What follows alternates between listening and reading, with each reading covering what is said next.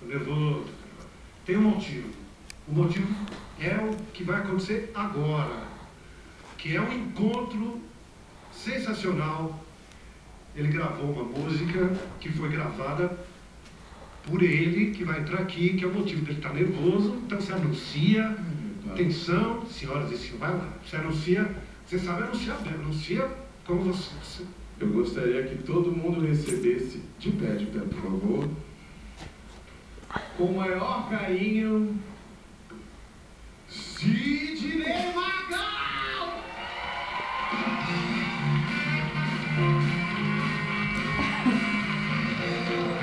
É um sarno.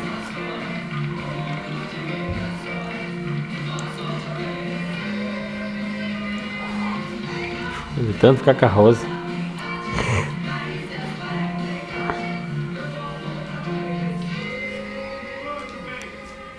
Salve, Magal! De volta ao seu grande programa. Ainda mais com essa parceria que é inédita. É a primeira vez que vocês vão cantar juntos. Exatamente. Você é o causador, né? É, causador. Certo. Bem, Certo. na verdade, Sérgio, o que aconteceu... uma vez me Isso, perguntaram dá bom dia, então. por eu ter Bom dia. pedido, Dá bom dia agora que a mãe tá pedindo. Você gostaria de viver a sua vida?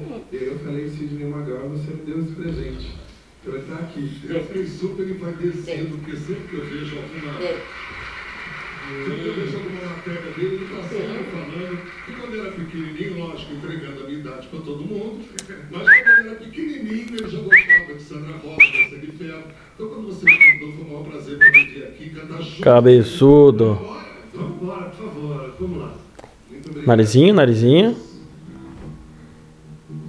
Golpe mortal. MMA.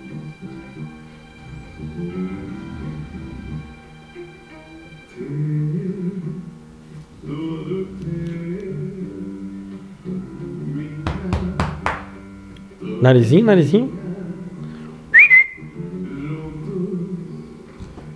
Ô, cabeçudo.